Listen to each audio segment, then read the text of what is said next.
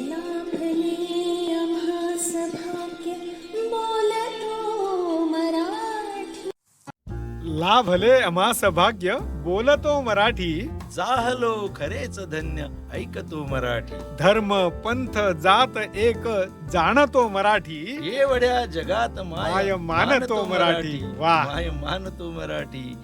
माझ्या मराठीची बोलू कौतुके अशा शब्दात माऊलींनी मराठीचा गौरव केलेला आहे. खरंच. आणि खरंच सर आपला हा स्वाभिमान आहे मराठीचा, आणि हा स्वाभिमानाचा आजचा दिवस आहे.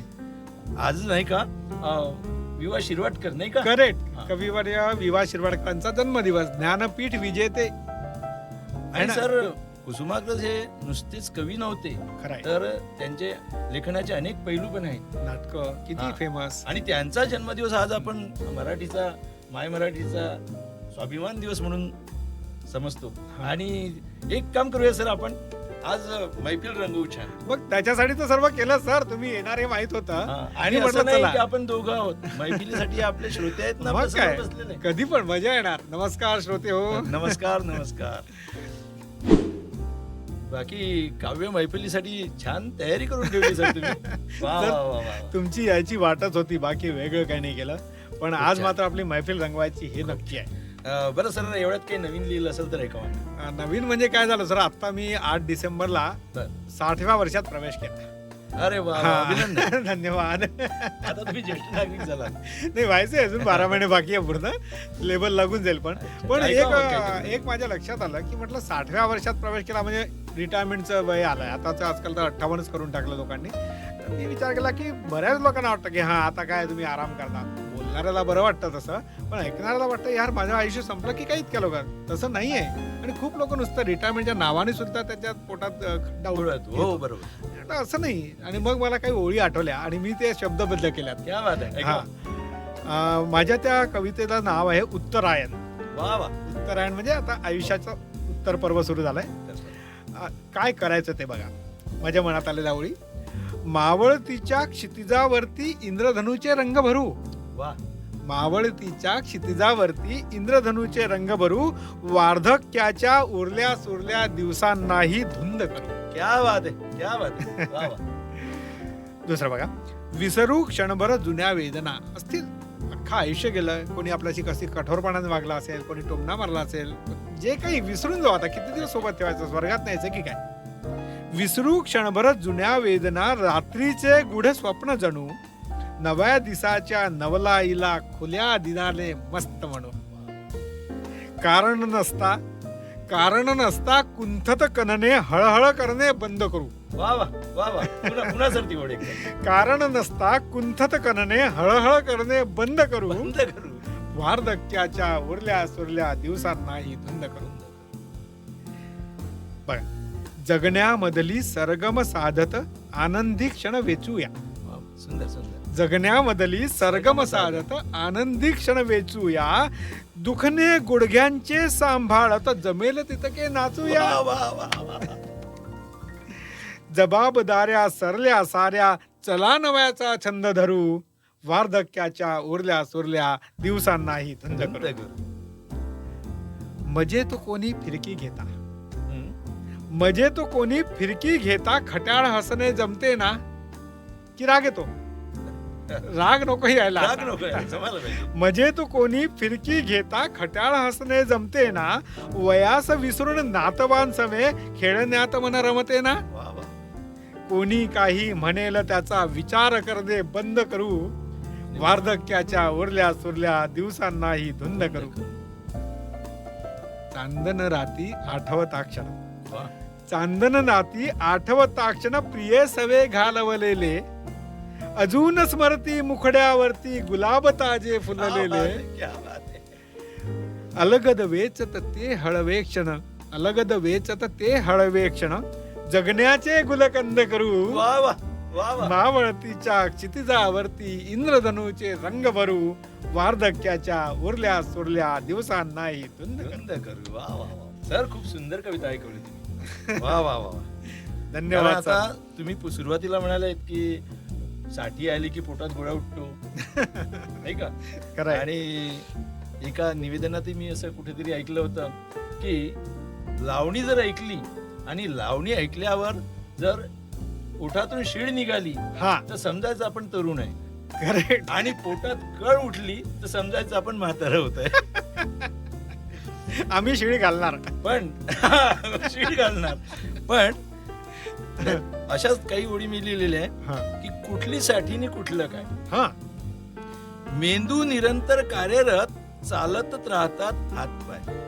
बरोबर. जर मेंदू कार्यरत असला, मेंदू निरंतर कार्यरत तर चालत राहतात हातपाय. ऊर्जावान व्यक्तीसाठी कुठली साठी नि कुठलं काय. खरं, अगदी बरोबर. साठी असो वा 70 फरक काही पडत नाही.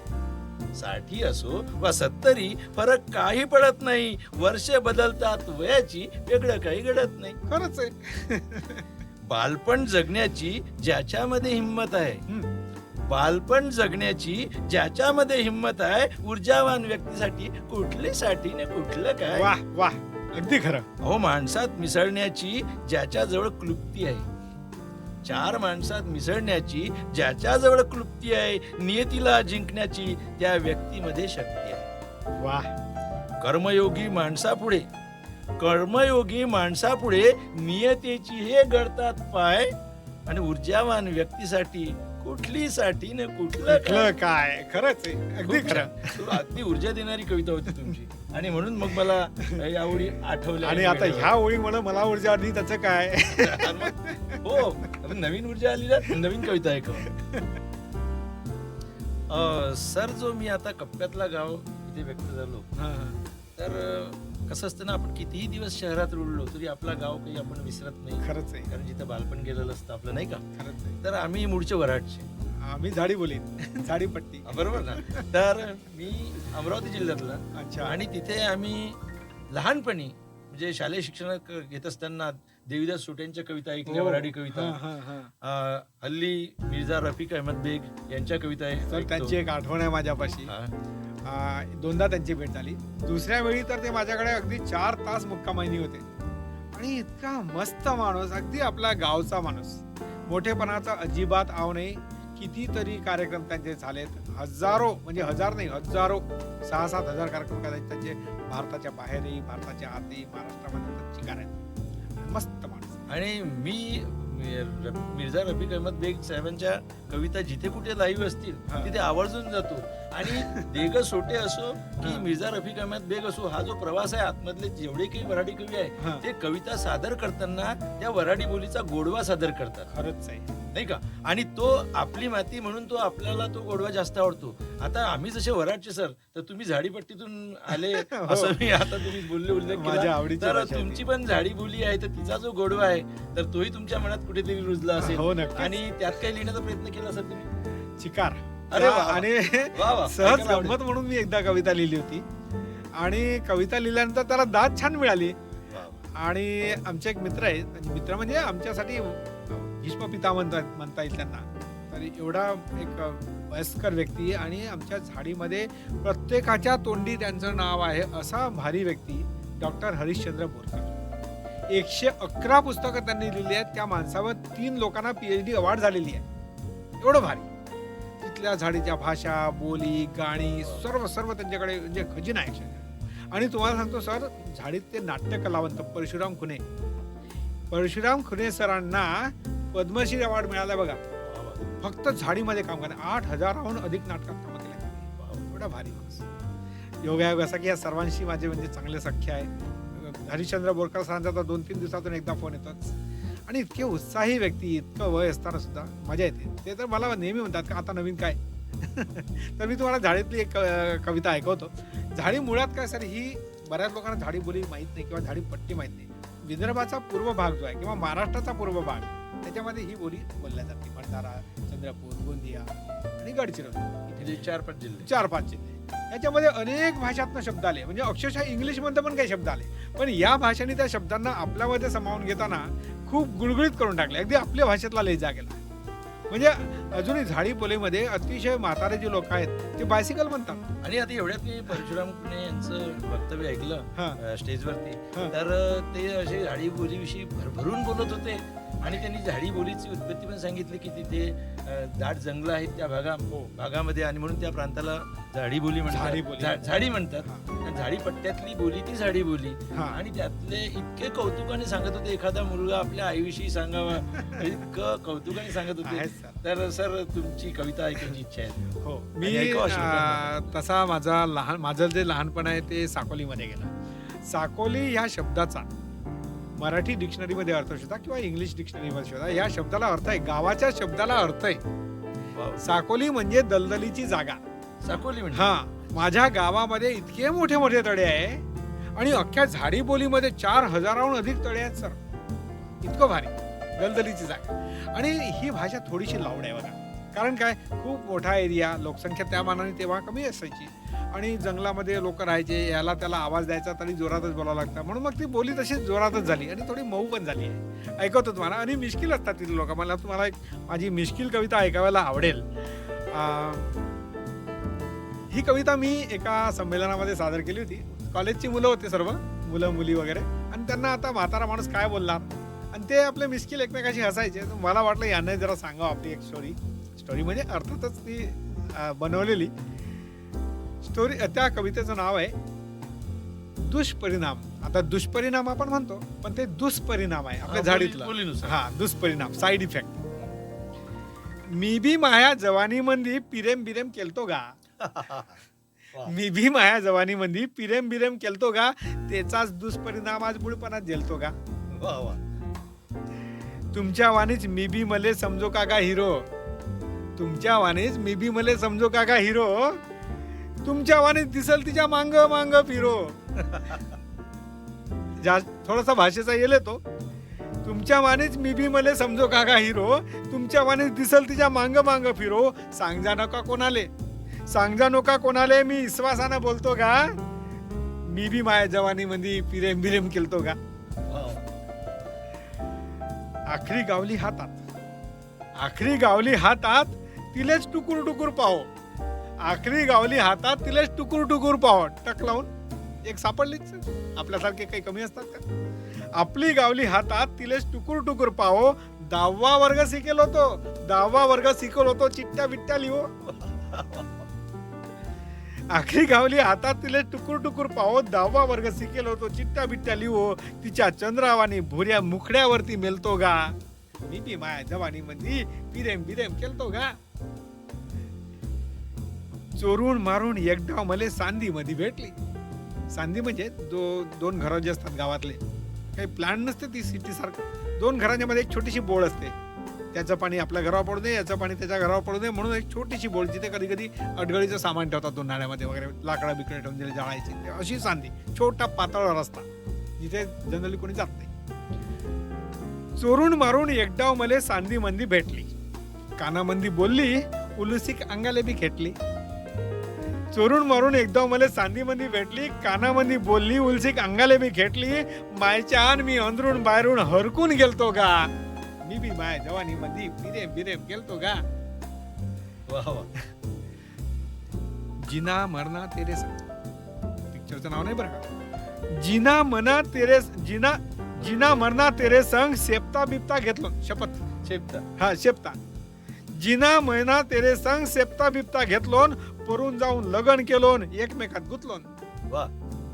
जिना मरना तेरे संग सप्ता बिपता घेतलोन. परून जाऊन लगन केलोन, एकमेकात गुतलोन. पहिले ढाण्या वाघ होतो, मग नंदी बैल झालतो गा. मी भी माया जवानी मंदी पिरेम बिरेम केलतो गा. तिचाच दुष्परिणाम बुडपणा झेलतो गा. पण सफल प्रेम होत.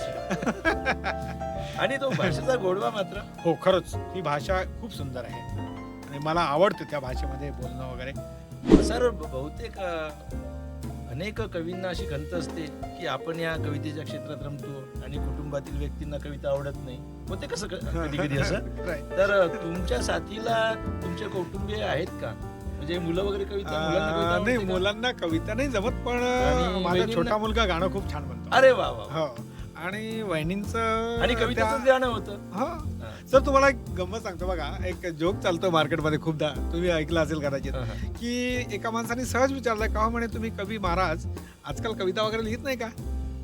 तर कवीने म्हटलं अरे यार जिच्यावर मी कविता करायचो हा. तिचं लग्न झालंय.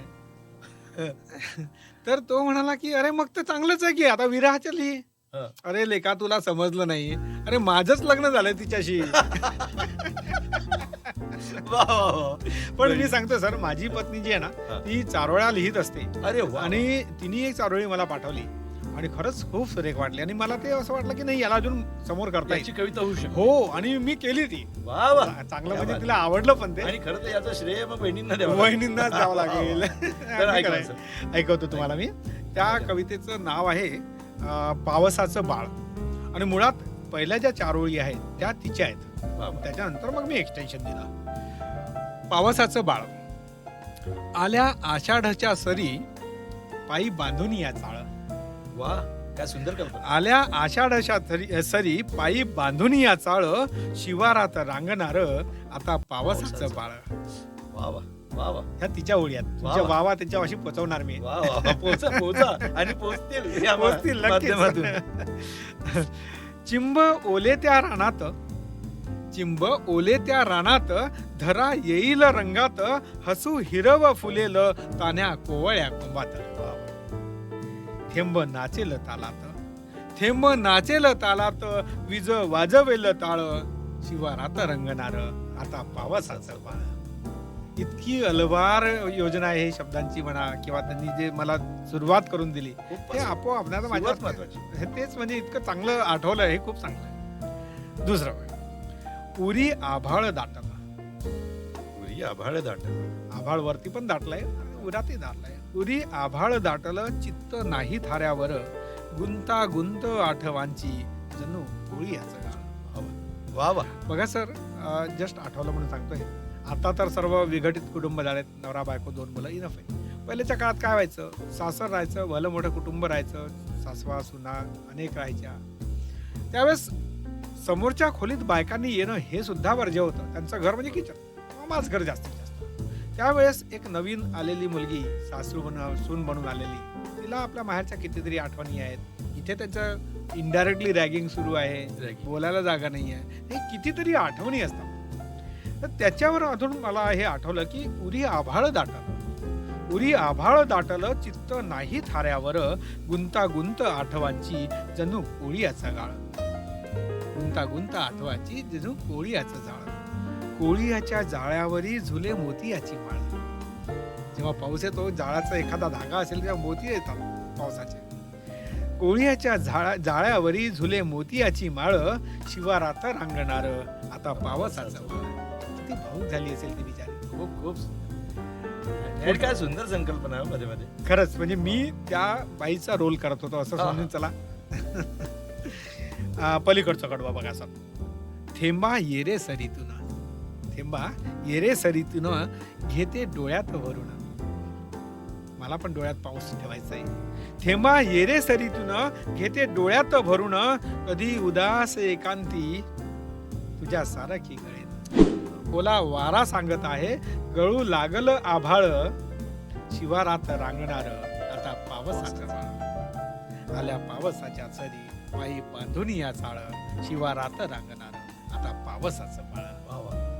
सर एक कठीण आहे बरं, म्हणजे त्या वेदना तुम्ही व्यक्त करणं आणि खरोखर मला तुम्ही पुन्हा म्हणायचं आहे की या कवितेचं संपूर्ण श्रेय हे हो. वहिनींकडे जातं. अगदी अगदी बरोबर. आणि कसं असतं ना, कधी कधी छोटे छोटे प्रसंग येतात पण त्यातून आपल्याला कवीला काहीतरी सुचतं. एक प्रसंग मलाही आठवला असाच हा. की मी खेडेगाव सोडून इथे शहरात आलोय, बरेच दिवस झाले, त्याला 40-45 वर्ष झाले. अच्छा. त्या 45 वर्षांपूर्वीचं खेळ अजूनही माझ्या डोक्यात कुठेतरी बसलेलं आहे. आणि अनायासे प्रसंग असा झाला की गावातल्या एका छोट्या मुलानी, हा. पुष्कळ लहान आहे माझ्यापेक्षा, त्या छोट्या मुलानी सहज आपला संध्याकाळचा गाई रानातून येत असतानाचा फोटो घेतला आणि हा. तो फेसबुकवर टाकला. मला तो दिसला पाहता पाहता सोशल मीडियावर, आणि पाहता पाहता तो फोटो दिसला तर मला त्यावर काहीतरी कमेंट लिहावीशी वाटली, कारण हे माझं गाव आहे. त्यांनी वरती टायटल दिलं होतं माझा गाव, हा. आणि त्यांनी फोटो टाकला होता. तर त्या फोटोवर काहीतरी कमेंट द्यायची असं मला वाटलं. मग कमेंट काय द्यावी, तर मी खूप वेळपर्यंत ती चित्र पाहतच राहिलो. असं वाटलं की मी कुठेतरी गावात पोहोचलो आपल्या, आणि मी फक्त 2 ओळीची कमेंट टाकली त्याच्यावरती. कमेंट अशी होती, टाकली म्हणजे फक्त विचार केला की ही कमेंट टाकावी का, की आता मला 40-45 वर्ष झाली, 45 वर्ष झाली इकडे येऊन, तर माझ्या डोक्यात 2 ओळी अशा आल्या की कुठेही असो अन्न पाणी, हा कुठेही असो अन्न पाणी, कुठेही मिळो ठाव, मनाच्या कप्प्यात असतो गड्या आपला गाव. वा वा आणि त्या 2 वेळी मी तिथे टाईप कराव्या तितक्यात माझ्या डोक्यात तिसरी ओळ आली. मला असं वाटलं अरे याची तर कविता होऊ शकते. वा मग एक काम करावं की आपल्याला 2 ओळीची कमेंट टाकण्यापेक्षा अख्खी कविताच टाकावी. आणि कसं असतं ना, कविता लिहितो म्हणून किती दिवस लागणार तरी कविता होणार नाही, पण एखादा क्षण असा असतो की भरभर भरभर भरभर त्या ओळी समोर येऊन उभ्या राहतात आणि त्या ओळी अशा उभ्या राहिल्या सर. हा कुठेही असो अन्न पाणी, कुठेही मिळो ठाव, आणि मनाच्या कप्प्यात असतो गड्या आपला गाव. आता तुम्ही सुद्धा खेड्यातून आले असाल तर तुम्ही हा अनुभव घेऊ शकता. ज्या मातीत खेळलो कधी हसलो कधी रडलो, ज्या मातीत खेळलो कधी हसलो कधी रडलो, जिंकलो वा हरलो तिथंच त्याच मातीत घडलो. वा त्यानंच दिली ओळख, म्हणजे गावानी त्यानंच दिली ओळख आणि त्यानंच दिलं नाव, मनाच्या कप्प्यात असतो गड्या आपला गाव. गड्या आपला गाव. खरंच रट्टे घट्टे पाडून पाडून दुनियादारी दाखवली. हा कारण गावातून येणं म्हणजे इतकं साधन साधन नाही. तुम्ही समजू शकता. अगदी खरं. रट्टे घट्टे पाडून पाडून दुनियादारी दाखवली आणि समाधानी जगण्याची गोडी ही चाखवली. वा हसत हसत दाखवून दिला, हम्म. हसत हसत दाखवून दिला दाल आट्याचा भाव, वा आणि मनाच्या कप्प्यात असतो गड्या आपला गड्या गाव. आपला गाव. शाळेतला पहिला ग, हम्म. त्यावेळेस ग पासून सुरुवात व्हायची. हो हो शाळेतला पहिला ग तिथंच तर गिरवला, शाळेतला पहिला ग तिथंच तर गिरवला, आणि डिग्रीचा कागद मात्र शहरात येऊन मिरवला.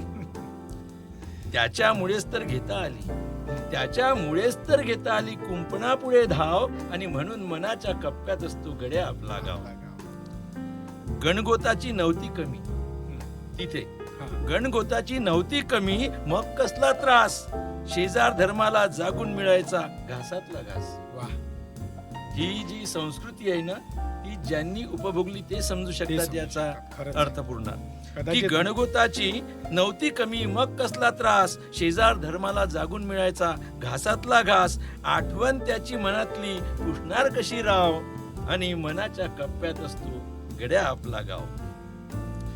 आताची स्थिती, हायफाय मेजवान्या भूतकाळात पाठवतात, हायफाय मेजवान्या भूतकाळात पाठवतात, आणि फ्रूट सॅलडच्या डिश मध्ये चिंचा बोरा आठवतात. खरंच आहे.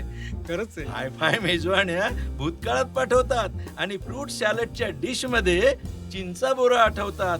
जिंकूनही मनासारखं कधी वाटतं हरलो डाव, जिंकूनही मनासारखं कधी वाटतो हरलं डाव, आणि मनाच्या कप्प्यात असतो गड्या आपला गाव, मनाच्या कप्प्यात असतो गड्या आपला गाव. खूप सुंदर खूप सुंदर. गाव उभा झाला सर आपल्या वयाच्या माणसांच्या ते एक डोक्यामध्ये. फोटो हाच गाव आहे. पाहून जसं सुचतं, जसं तुम्हाला वहिनींनी 4 ओळी लिहून दिल्या. दिल्या आणि त्यातून तुम्हाला कविता सुचली, तर सुचायची असली तर कुठेही कविता सुचली. खूप जण विचारतात तुम्ही कविता कशा काय सुचतात तुम्हाला, तर पेन घेऊन डायरी घेऊन बसलं तर कविता होत नाही. बरोबर आहे खरंच आहे. खरंच आहे. महाविद्यालयामधून एक प्रतिनिधी, असा हा. प्रतिनिधी तिथे बोलावला होता, आणि त्यांची स्पर्धा होती कवितांची. अच्छा हा. आणि माझे मुलीसोबत मी एक पालक म्हणून तिथे गेलो होतो, पण त्या कार्यक्रमाला मला तिथे राहता आलं. सर्व तरुण होते, म्हणजे जेवढेही स्पर्धक होते ते 25 ते 35च्या दरम्यान होते, हम्म. आणि त्यांची ती स्पर्धा होती. संपूर्ण स्पर्धा झाली, त्यातून क्रमांक काढले, पण अध्यक्षांनी एक खंत व्यक्त केली सर. हम्म. ते अध्यक्ष बोलताना म्हणाले की स्पर्धा खूप सुंदर झाली, डॉक्टर लोकही कविता करू शकतात, हा एक नवीन शोध लागला, पण मला एक खंत व्यक्त करावीशी वाटते इथे. तर लोक कान टवकारून ऐकायला लागले की कुठली खंत आहे यांना. ते म्हणाले इथं सगळे तरुणाईतले लोक बसलेले आहेत, आणि तात्या साहेबांच्या प्रेम कविता सुद्धा आहेत, इथे एकानेही प्रेम कविता सादर करू नये.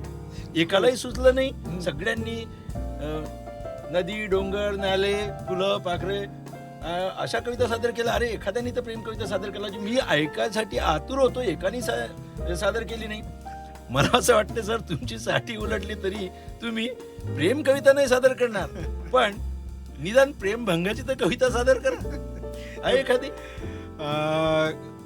आता इतक्यात काय झालं, हो. एक तरुणी मी स्माइल दिला आणि ती काका म्हणून निघून गेली. क्या क्या बात आहे. मलाही थोडस वाटलंय नाही म्हटलं यार अखरलं हे थोडस आणि मग कविता निर्माण झाली. वा वा. फक्त एवढंच की मला स्वतःला मी काका म्हणणं म्हणजे माझं वय दाखवून देणं आहे ना. मी स्वतःला दादा म्हणून देतो आता. आणि तर कवी बाकी तसाही काय? संवेदनशील असतो. हा मग काय. लागलं म्हणाला कुठे. कवितेचं नाव आहे ओ नो. Oh no. हा म्हणजे मराठी कविता आणि ओ नो. अच्छा ते उद्गार आलेले आहे उद्गार आहे ते. मनापासून हा आलेले. ते मनातून निघालं म्हणजे एकदम माझं वाटलं ओ नो. सांगतो तुम्हाला. राग नजरेतील तुझ्या सौम्य वाटू लागला. तू बघितलंस ना माझ्याकडे माफ केलंय तुला. राग नजरेतील तुझ्या सौम्य वाटू लागला. हा खुळा अनुरागही मज रम्य वाटू लागला. वा वा. विसरलो मी बाग बगीचे. विसरलो मी बाग बगीचे. विसरलो माझे मला. बघ तुझ्या घरचाच रस्ता रम्य वाटू लागला. रम्य वाटू लागला. कोडगा झालो म्हणाली. कोडगा झालो म्हणाली तू मला कातावुनी. कोडगा झालो म्हणाली तू मला कातावुनी. पण तुझा आरोप सुद्धा क्षम्य क्षम्य वाटू लागला. कातावून म्हण कशी म्हण बोलली ना माझ्याशी. पारिजाता बोललो मी अंतराया गालीचा. माझ्या त्या रस्त्यावरून जायची पारिजाता झाड म्हटलं बाबा रे जरा फुलं बिला सांडवती जाईल. पारिजाता बोललो मी अंतराया गालीचा. बावळाटो अंगणी सौजन्य वाटू लागला. एवढे फुलं त्याने म्हणजे माझ्या शब्दाचीच वाट बघत होता की काय कोणास खूप ठाऊक. छान खूप छान. बावळा तो अंगणी सौजन्य वाटू लागला. बोलताना तू मला दादा म्हणाली वेदळे. हा तुझा गुन्हा मला अक्षम्य वाटू लागला. क्षम्य वाटू लागला. क्या बात आहे. म्हणून म्हणतोय ओ नो. Oh no. आणि शीर्षक अगदी समर्पण. सर तुमची एक कविता आहे बघा. हा. भन्नाट जगून घ्यावा. मला एकदा कधीतरी लिहिली होती ती कधी पण लिहा पण ती मला आजच लिहिल्यासारखी वाटते. म्हणजे इतकी ताजी आहे. गाडी हातून निघून आणि गेली. नकळत तुम्ही जो काही मेसेज देताय लोकांना तो खरंच म्हणजे माणूस ते भन्नाट म्हटल्या बरोबर खरंच आहे सर. जगावं कसं आहे ज्याचं त्यांनी शिकावं. खरंच रडत रडत की हसत हसत ज्याचं त्यांनी ठरवावं. पाडगावकर साहेबांच्या ओळी आहेत. ज्याचं त्यांनी ठरवावं ना. अगदी बरोबर अगदी बरोबर. आणि म्हणून त्या आता अर्थात कसं आहे हे जे मोठे कवी होऊन गेले तेच आपल्याला कुठेतरी दिशा देतात. त्यातून आपण लिहितो नाही तर आपल्या हातात काय असतं. खरं आहे. ते कुठेतरी आपल्याला क्लू देतात त्याच्यातून आपण लिहित असतो. तर ठीक आहे ती कविता शोधतो मी. हा सापडली. तर अगदीच सुगम शब्दात लिहिलेली आहे. खूप कठीण शब्द टाकलेले नाही. की सांभाळताना संसार धुरा. सांभाळताना संसार धुरा जरा स्वतःकडेही बघून घ्यावं. अन कुठे जरा संधी गवसली की मस्त भन्नाट जगून घ्यावा.